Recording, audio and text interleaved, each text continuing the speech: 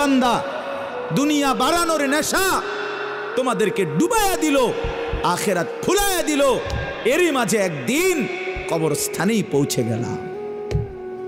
হাত্তা জুরতুমুল মাকাবির, একদিন কবরস্থানেই পৌঁছে গেল।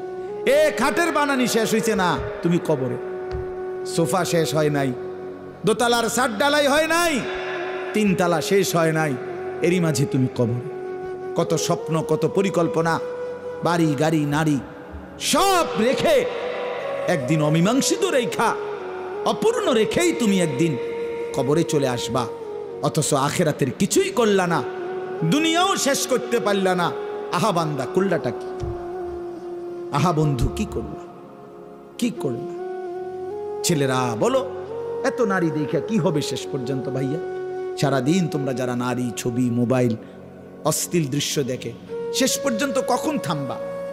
প্রিয় ভাই আমার, কোন দিন থামবা? কোন দিন থামবা? তোমার কি কোনোদিন রাত ভোর হবে না?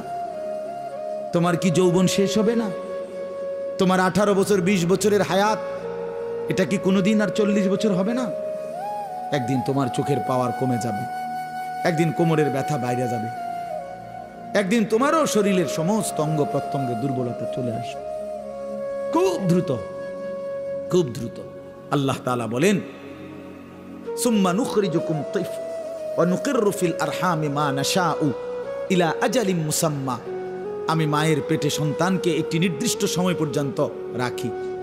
সুম্মা নুখরিজুকুম তিফলান, অতঃপর আমি আল্লাহ শিশু, এক বাচ্চা হিসাবে মায়ের পেট থেকে বের করে আনি। এরপরে সুম্মা লিতাবলুগু আশুদ্দাকুম, এরপরে সেই বাচ্চাটা তোমরা ধীরে ধীরে শক্তি সামর্থ্যবান হতে থাকো, মানে আস্তে আস্তে কিশোর, তরুণ, যুবক হইতে থাকে। হইতে হইতে আগাইতে আগাইতে এর মধ্যে আমি আরো 2টা কাজ করি। আল্লাহ বলেন, একটা হলো অমিনকুম মান ইউতাওয়াফা বিদ ক্বাবলু, আমি এরই মাঝে অনেককে এই কিশোর, তরুণ, যৌবন হতে হতে দেই। আর অমিনকুম মান ইউরাদ্দু ইলা আরদালিল উমর, আর কাউকে কাউকে আমি একেবারে চূড়ান্ত বৃদ্ধ বয়সে পৌঁছাই। কিন্তু সবাইকে সমান তালে বুড়া বানাই না। তাহলে যদিও হায়াত 60 মনে করো, সবার তো 60 না প্রিয় বন্ধু, সবার তো 60 না। তোমার যে 60 পর্যন্ত বয়স যাবে তার কি নিশ্চয়তা? তোমার দাদা ঠিক আছে 60 বছর বয়স পাইছে, কিন্তু তুমি যদি না পাও। তোমার বড় আব্বা 90 বছর বাচ্চা ঠিক আছে, তুমি যদি না পাও, তো তওবা করবা কখন? তওবা করবা কখন? ওয়ালাইসাতিত তাওবাতু লিল্লাযিনা ইয়ামালুনা সাইয়্যাত হাত্তা ইযা হাদারা আহাদাহুমুল মাউত ক্বালা ইন্নী তুবতুল আন। আল্লাহ বলেন, ও বান্দা, নাফরমানি করতে করতে যখন চূড়ান্ত মৃত্যু এসে যায়, মালাকুল মউত আজরাইল পৌঁছে যায়, মৃত্যুর গড়গড়া, মানুষের মৃত্যুর পূর্বে শেষ একটা শ্বাস টান উঠে, এই গড়গড়া যখন এসেই যাবে, আল্লাহ বলে, তখন তো সব নাফরমান বান্দাই বলবে, আল্লাহ আমি এখন তওবা করলাম। খোদার কসম, আল্লাহ বলে, ওয়ালাইসাতিত তাওবা, সেই তওবা আমি আল্লাহর কাছে গ্রহণযোগ্য নয়, সেই গ্রহণযোগ্য নয় বান্দা। ওয়ালাইসাতিত তাওবাতু, আমি আল্লাহ তাআলা সেই তওবা গ্রহণ করব না বান্দা। তখন আর ফিরতে পারবে না ভাই আমার, ফিরতে পারবে না, মনে পড়বে সব। ওয়াজিআ ইয়াউমাইদিন বিজাহান্নাম ইয়াউমাইদিন ইয়াতাযাক্কারুল ইনসানু ওয়া আন্না লাহুয যিকরা। আল্লাহ বলে, বান্দা, হাসরের ময়দানে তোমাদের চোখের সামনে জাহান্নামকে ফেরেশতারা টেনে আনবে। তোমরা যখন নিজ চোখে জাহান্নাম দেখবা, লা তারাবুন্নাল জাহিম, নিজ চোখে যখন জাহান্নাম দেখবা, ইয়াউমাইদিন ইয়াতাযাক্কারুল ইনসান, সেদিন তোমাদের দুনিয়ার জীবনের সব কথা মনে পড়বে। ওয়া আন্না লাহুয যিকরা, কিন্তু বলো না বান্দা, সেদিন মনে পড়ে কি লাভ হবে? কি আজীব কথা। ওয়া আন্না লাহুয যিকরা, বলো না বান্দা, মনে পড়ে কি হবে? সেদিন বুঝে লাভ কি হবে? কাল্লা লাউ তা'লামুনা ইলমাল ইয়াকিন। আজকে যদি কোরআন থেকে শুনে, রাসূলের হাদিস শুনে, উলামায়ে কেরামের নসিহত শুনে আজকে যদি বিশ্বাস করতা, কত না ভালো হতো। এটা কোরআনের আয়াত। আল্লাহ বলেন, আজ যদি বুঝতা বান্দা, তাহলেই খুব ভালো হতো। কিন্তু একদিন তো দুই চোখে জাহান্নাম দেখবা, নিজ চোখেই দেখবা বান্দা, সেদিন সব বুঝবা কিন্তু লাভ কি হবে। ইয়াউমা ইউকশাফু আন সাকিন ওয়া ইউদআউনা ইলাস সুজুদি ফালা ইস্তাতিউন।